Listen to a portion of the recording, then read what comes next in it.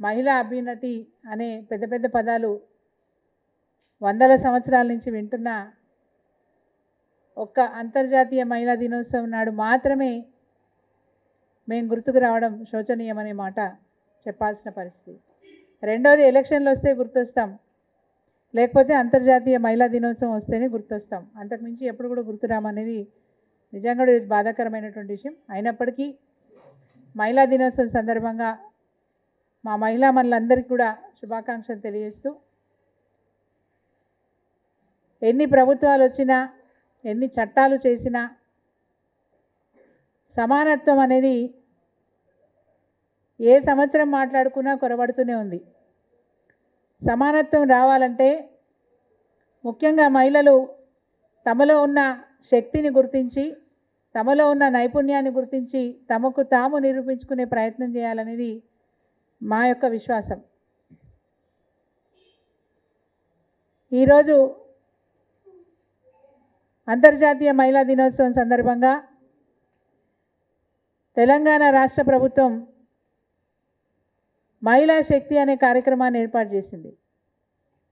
అన్ని పేపర్లలో కూడా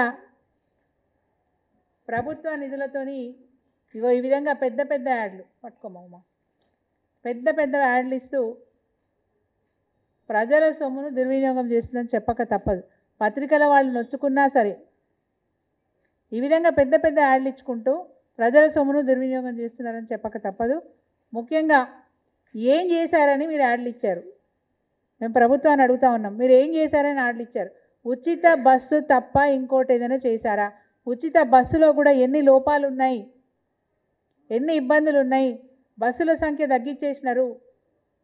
గతంలో తాండాలకు గూడాలకు బస్సులు పోకపోతే ఒక్క ట్రిప్ అన్న పోయి వచ్చేది. ఇప్పుడు ఆ బస్సులు కూడా బంద్ చేసినారు. మదిర గ్రామాలకు బస్సులే లేవు. షెటిల్ అయ్యే బస్సెస్ కూడా సంఖ్య తగ్గించేసినారు. ఈ విధంగా బస్సుల సంఖ్య తగ్గించుకుంటూ ఉచిత బస్సు ఇచ్చినామని ఉచిత ప్రచారం చేసుకుంటున్నారు. ఇగో కాస్ట్లీ ప్రచారం చేసుకుంటున్నారు. మహిళా శక్తి, ఈ మహిళా శక్తిలో అనేక ఫోటోలు కూడా ఉన్నాయి. ఏమి ఇచ్చినారండి మీరు? గ్యాస్ ఇచ్చినామని చెప్తారు. గ్యాస్ ఎంతమందికి ఇచ్చినారు, ఎంతమంది అర్హులు ఉంటే ఎంతమందికి ఇచ్చినారో లెక్కలు చెప్పాలని చెప్పి నేను కోరుతా ఉన్నా. నిన్నటికి నిన్న మంత్రి గారు పొంగులేటి శ్రీనివాసరెడ్డి గారు నిన్న ఒక కార్యక్రమం మాట్లాడుకుంటూ ఆర్థిక పరిస్థితులు బాలేవు కాబట్టి తులం బంగారం ఇవ్వలేకపోతున్నాం, నెమ్మదిగా ఇస్తాం. అరే మాట చెప్పేటప్పుడు మమ్మల్ని ఎంత అగౌరవపరుస్తున్నారనే మాట మీరు గుర్తుపెట్టుకోవాలి. ఎలక్షన్ల నాడేమో మమ్మల్ని నమ్మించి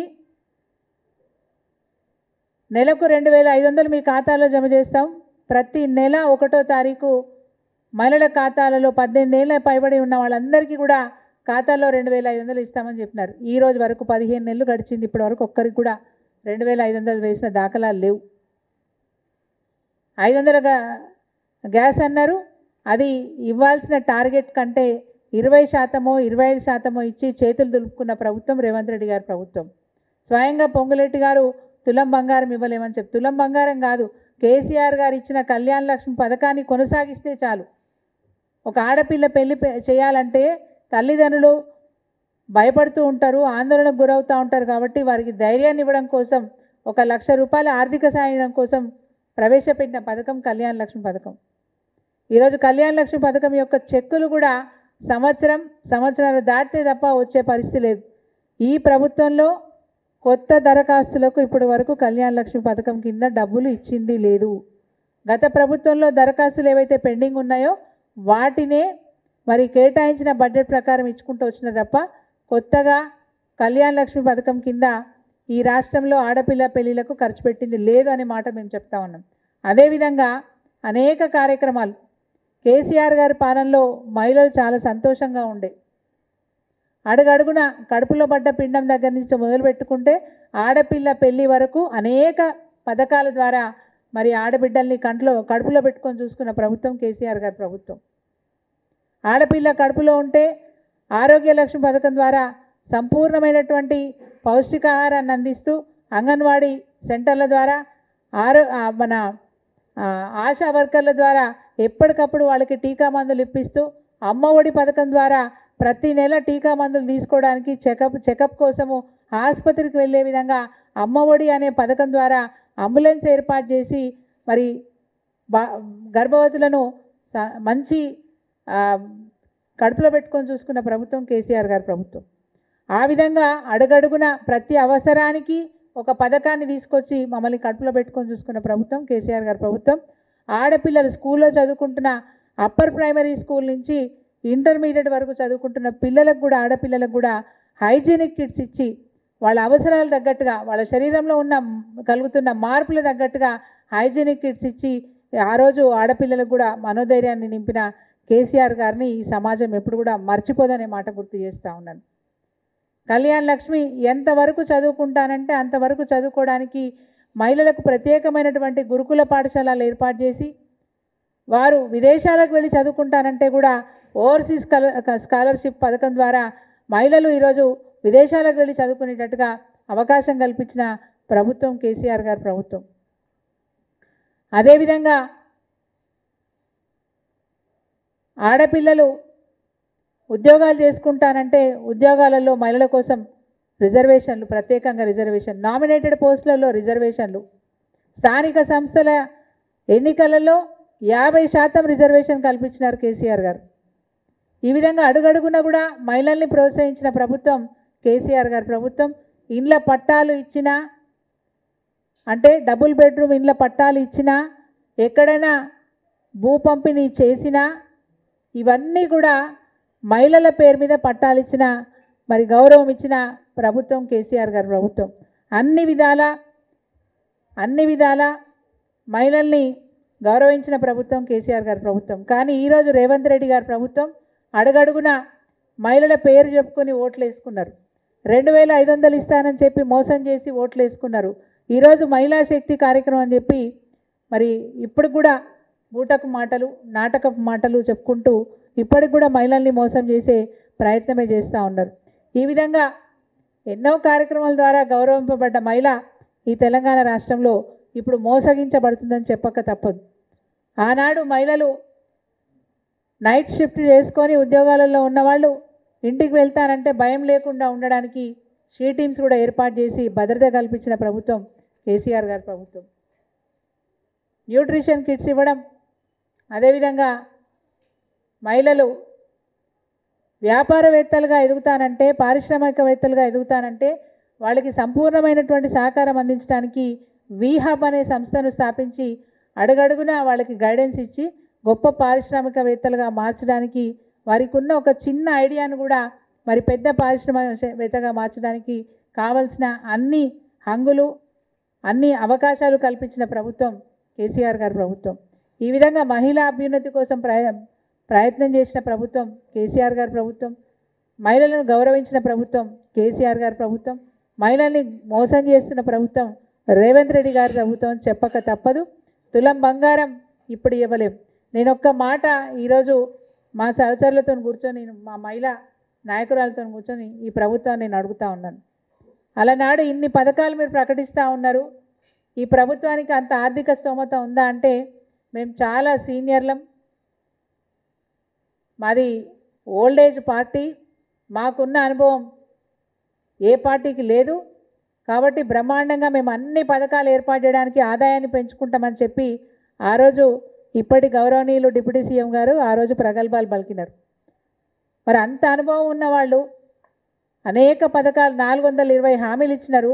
420 హామీలలో ఎన్ని హామీలు మీరు పూర్తి చేసినారని మేము అడుగుతా ఉన్నాం. ముఖ్యంగా గౌరవ ముఖ్యమంత్రి గారు, చాలా విచిత్రం అనిపిస్తుంది వారి గురించి ఆలోచించినప్పుడు. వారు శాసనసభ్యుడిగా పనిచేసినారు, శాసన మండలి సభ్యుడిగా పనిచేసినారు, పార్లమెంటు సభ్యుడిగా పనిచేసినారు, రాజ్యాంగబద్ధమైనటువంటి మరి అనేక పదవులలో చట్టసభలలో కూర్చున్న నాయకుడికి, ఇప్పటి ముఖ్యమంత్రి గారికి మరి ఏం అవగాహన ఉందని మేము అడుగుతా ఉన్నాం. ఒక విజన్ లేదు, ఒక ప్రణాళిక లేదు. ఇన్ని వాగ్దానాలు ఇస్తే ఈ వాగ్దానాలు ఎట్లా పూర్తి చేస్తామనే ఆలోచన లేదు. చట్టసభలలో ఆర్థిక విషయాలన్నీ కూడా చర్చిస్తారు. బడ్జెట్ ప్రవేశపెట్టినప్పుడు ఆ ప్రతి సంవత్సరం బడ్జెట్లో చాలా స్పష్టంగా ప్రజలకు తెలియజేసే విధంగా ఆ రోజు వరకు ఆ సంవత్సరం వరకు ఉన్న ఆదాయం ఎంత, ఆ సంవత్సరం వరకు అయిన ఖర్చులు ఎంత, వివిధ విభాగాల్లో ఎంత ఖర్చు పెట్టాము, భవిష్యత్తులో వచ్చే ఆర్థిక సంవత్సరంలో బడ్జెట్ కేటాయింపులు ఏ విధంగా చేసుకుంటున్నాము, అంచనాలతో సహా మరి బడ్జెట్ ప్రవేశం పెట్టడం అనేది సహజంగా జరిగే ఒక ప్రక్రియ. మరి 3 చట్టసభలలో కూర్చున్న రేవంత్ రెడ్డి గారికి ఈ వాగ్దానాలు చేసేటప్పుడు అవగాహన లేదా అని మేము అడుగుతా ఉన్నాం. ఆయన ముఖ్యమంత్రి అయిన తర్వాత ప్రజాస్వామ్యాన్ని అపహాస్యం చేసే విధంగా, ఈ రాష్ట్రం యొక్క కీర్తిని దిగజార్చే విధంగా ఖజానా ఖాళీ చేసినారు, అప్పుల పాలు చేసినారు, లంకె బిందెలు ఉన్నాయనుకున్నా మాయమైనాయి అన్నారు. లంకె బిందెల గురించి ఎవరు ఆలోచిస్తారండి? తాంత్రికులు, మాంత్రికులు, దోపిడీ దొంగలు ఆలోచిస్తారు. ఒక ముఖ్యమంత్రి స్థాయిలో ఉన్న వ్యక్తి లంకె బిందెల గురించి ఆలోచించరు. లంకె బిందెల ఆలోచన ఎవరికి వస్తుందో మనందరికీ బాగా తెలుసు. ఈ విధంగా ఈ రాష్ట్రం యొక్క కీర్తిని అపహాస్యం చేస్తూ, ఈ రాష్ట్రం యొక్క అభివృద్ధిని కుంటుపరిచే విధంగా మళ్ళీ ఏ పరిశ్రమలు కూడా, ఏ సంస్థలు కూడా ఈ రాష్ట్రానికి వచ్చి పెట్టుబడి పెట్టలేని పరిస్థితికి ఈ రాష్ట్రాన్ని తీసుకెళ్తున్న ప్రభుత్వం రేవంత్ రెడ్డి గారి ప్రభుత్వం. ఈరోజు మేము అడుగుతా ఉన్నాం, ఏ ముఖం పెట్టుకొని మహిళా శక్తి అనే కార్యక్రమాన్ని పెట్టినారు? ఏ ముఖం పెట్టుకొని మహిళా శక్తి అనే కార్యక్రమాన్ని పెట్టుకున్నారు? ఇంత పెద్ద యాడ్లు ఇచ్చినారు, ఎంత ఖర్చు పెడతా ఉన్నారు? ప్రజల సొమ్మును ఎందుకు వృధా చేస్తున్నారు మేము అడుగుతా ఉన్నాం. ఎందుకు వృధా చేస్తున్నారు? మేము ఈరోజు డిమాండ్ చేస్తూ ఉన్నాం, నిజంగా మీకు చిత్తశుద్ధి ఉంటే మహిళల పట్ల మీరు ఏవైతే ప్రమాణాలు చేసినారో వాటిని వెంటనే అమలుపరచండి. అదొక్కటే కాదు, గతంలో కళ్యాణ్ లక్ష్మి 1,00,000 రూపాయల పథకం ఏదైతే ఉందో, 1,116 రూపాయల పథకం ఏదైతే ఉందో దాన్ని కొనసాగించండి. న్యూట్రిషన్ కిట్, కేసీఆర్ కిట్, నీకు కేసీఆర్ గారి పేరు మార్చాలనే ఆలోచన ఉంటే కేసీఆర్ పేరు తీసేసుకొని రేవంత్ కిట్ అని పెట్టుకో. కానీ మహిళలకు ఇవ్వాల్సిన పథకాలన్నీ కూడా 100% అమలు చేయాలి, వాటిని కొనసాగించాలని కోరుతా ఉన్నాం. అమల్లో ఉన్న పథకాలని కొనసాగించాలని కోరుతా ఉన్నాం. మహిళలకు 2,500 పథకం, దాన్ని ఖచ్చితంగా అమలు చేయాలని చెప్పి డిమాండ్ చేస్తూ ఉన్నాం. రెండవది, 2,000 పెన్షన్ని 4,000 పెన్షన్ చేస్తా అన్నారు. అత్తకు 4,000, కోడలకు 2,500 అన్నారు. ఎటువైనా ఈ 2,500, ఎటువైనా ఆ 4,000 అని చెప్పి మేము నిలదీస్తూ ఉన్నాం. మీకు చిత్తశుద్ధి ఉంటే, నిజంగా మహిళల పట్ల మీకు గౌరవమే ఉంటే ఖచ్చితంగా ఈ మహిళా దినోత్సవం సందర్భంగా మరి మీరు ఏర్పాటు చేసిన మహిళా శక్తి అనే కార్యక్రమం ద్వారా మీరు ఇక్కడ అనౌన్స్ చేస్తే, రేవంత్ రెడ్డి గారు ఈరోజు కనుక అనౌన్స్ చేస్తే మీకు చిత్తశుద్ధి ఉన్నట్టుగా మేము భావిస్తామని చెప్పి ఈ సందర్భంగా తెలియజేస్తూ ఉన్నాం. అండ్ మహిళలకు కూడా ఒక పిలుపు ఇవ్వదలుచుకున్నాం. ప్రతిసారి ఎవరో వస్తారు, ఎవరో మనల్ని బాగు చేస్తారు అనుకునే కంటే, మనం ఎదగాలంటే మనలో ఉన్న నైపుణ్యాన్ని మనమే గుర్తుపెట్టుకొని ఆ నైపుణ్యాన్ని ఖచ్చితంగా బయట ప్రపంచానికి, సమాజానికి పరిచయం చేస్తూ స్వయంగా ఎదగడానికి ప్రయత్నం చేయాలని చెప్పి మహిళలకు విజ్ఞప్తి చేస్తూ ఉన్నాను. రెండోది, మహిళలకు చిన్ననాటి నుంచి త్యాగాలు నేర్పుతారు. ఆ త్యాగాలు ఎంతవరకు చేయాలనో అంతవరకే చేయాలి. తమ ఆరోగ్యాన్ని కూడా త్యాగం చేసి, ఈరోజు ఆరోగ్యం బాగాలేకపోతే డాక్టర్ దగ్గర పోతే 500 రూపాయలు ఖర్చు అవుతాయి, ఆయన మందులు రాస్తే ఇంకో 1000 రూపాయలు అవుతాయి, పరీక్షలు రాస్తే 10,000 అవుతాయి. ఈ 10,000 ఈ 2,000 ఉంటే నా పిల్లలకు పనికొస్తుందని చెప్పి పిల్లల గురించి ఆలోచించే మీరు మీ ఆరోగ్యాన్ని నిర్లక్ష్యం చేస్తూ ఉంటారు. మిమ్మల్ని మీరు ఆరోగ్యంగా ఉంచుకునే ప్రయత్నం చేస్తే మీ కుటుంబం ఆరోగ్యంగా ఉంటుంది. ఆరోగ్యమే మహాభాగ్యం అనే మాట మనం విన్నాం. అలాంటి మాట నిజంగా కూడా నిజం అవ్వాలంటే మీరు ఆరోగ్యంగా ఉంటే మీ కుటుంబం ఆరోగ్యంగా ఉంటుందనే విషయాన్ని మనం గుర్తుపెట్టుకోవాల్సిన అవసరం ఉంది. రెండవది, మిమ్మల్ని మీరు గౌరవించుకోండి. ఏందే మగపిల్లగాళ్ళ లెక్క గట్ల తిరుగుతున్నామని ఆడపిల్లల్ని కామెంట్ చేయకండి. మనల్ని మనమే తక్కువ చేసుకునే ప్రయత్నం చేయొద్దు. ఇంకొక మాట కూడా నేను ఇది గుర్తు చేయదలుచుకున్నా, చాలామంది మహిళల్ని నేను చూస్తూ ఉంటా, దిశ లాంటి కేసులు జరిగినప్పుడు, నిర్భయ లాంటి చట్టాలు వచ్చినప్పుడు చాలా ఉద్వేగంతో బయటకు వచ్చి కొవ్వొత్తుల ర్యాలీ నిర్వహిస్తూ ఉంటాం. ఏం జరుగుతుంది? పోలీసు వాళ్ళు పట్టించుకుంటలేరు, పోలీసు వాళ్ళు ఏం చేస్తలేరు, వెంటనే వాళ్ళని ఉరిదీయండి అని మాట్లాడుతూ ఉంటాం. కానీ ఈ సమాజంలో మార్పు రావాలంటే ముఖ్యమైన పాత్ర మహిళదే, అమ్మదే, నాన్నదే. ఇంట్లో పిల్లలకి రోజు 2 గంటలు కేటాయించి వాళ్ళ బాగోగుల గురించి మాట్లాడండి, మీ కష్టాలు వాళ్ళకు చెప్పుకోండి. వాళ్ళ దినచర్యలో ఏం జరిగిందో వాళ్ళు మీతో పంచుకుంటే ఏ మార్గంలో ఉన్నారో పిల్లలు మనకు తెలుస్తూ ఉంటుంది. సమాజంలో నిజంగా కూడా అతిపెద్ద బాధ్యత అమ్మదనే చెప్పాలి. అట్లాంటి అమ్మను మరి గౌరవించే సంస్కృతి ఈ దేశంలో ఈ రాష్ట్రంలో ఉండాలని చెప్పి కోరుకుంటూ, అదేవిధంగా మహిళలకు ఇంకొక విజ్ఞప్తి కూడా చేస్తూ ఉన్నా. ఆడపిల్ల 4 గంటల వరకు ఇంటికి రాకపోతే 15 నిమిషాలు చూసి వీధి చివరికి పోయి మా అమ్మాయి ఇంకా రాలేదని చెప్పి ఆ అమ్మే ప్రచారం చేస్తుంది. మా అమ్మాయి ఇంకా రాలేదు, ఆ వీధిలో ఉన్న వాళ్ళందరికీ అమ్మాయి లేటుగా వచ్చిందనే విషయం తెలిసిపోతుంది. అదే మగపిల్లవాడు 6 గంటలకు వచ్చినా రాత్రి 10 గంటలకు వచ్చినా అడగరు, ఎందుకంటే వాడు మగోడు. ఈ మాట మన నోటి నుంచి రావడం దురదృష్టం. ఇట్లాంటి మాటలు మనం మాట్లాడడం ఆపేద్దాం. ఆడపిల్లైనా మగపిల్లైనా దిశ లాంటి కేసు జరిగిందంటే మగపిల్లవాడే కారణమని మీరు నమ్ముతున్నప్పుడు మన పిల్లవాడే అని ఎందుకు అనుకోవద్దు, ఆ పిల్లవాడిని మనం కనిపెట్టుకొని ఉండాలని ఎందుకు అనుకోవద్దు. సో ఈ దిశగా ఈ సమాజం బాగుపడాలంటే సమానమైనటువంటి బాధ్యత మన మీద కూడా ఉంది. కాబట్టి మన బాధ్యతల్ని మనం నిర్వహిస్తూ మనకు రావాల్సిన హక్కులు, మనకు రావాల్సిన గౌరవాన్ని దక్కించుకునే దిశగా మనమే స్వయంగా పోరాటం చేయాల్సిన అవసరం ఉంటుంది తప్ప ఏ పార్టీయో ప్రభుత్వాలు వచ్చి మళ్ళీ బాగు చేస్తాయనే మాట మర్చిపోదాం. తప్పకుండా మన శక్తిని గుర్తించి మనకు కావాల్సిన హక్కులన్నీ సాధించుకునే దిశగా ప్రయాణం చేద్దామని చెప్పి మహిళా దినోత్సవం సందర్భంగా తెలియజేసుకుంటూ మరొక్కసారి మహిళలందరికీ కూడా మహిళా దినోత్సవ శుభాకాంక్షలు తెలియజేస్తూ, అన్ని రోజులు మనమే అనుకుందాం, ఈ ఒక్కరోజే మనది అనుకోవద్దు. అన్ని రోజులు మనవే, ప్రపంచం మనదే, ఆకాశం మనదే, అన్నీ మనవే. జై తెలంగాణ.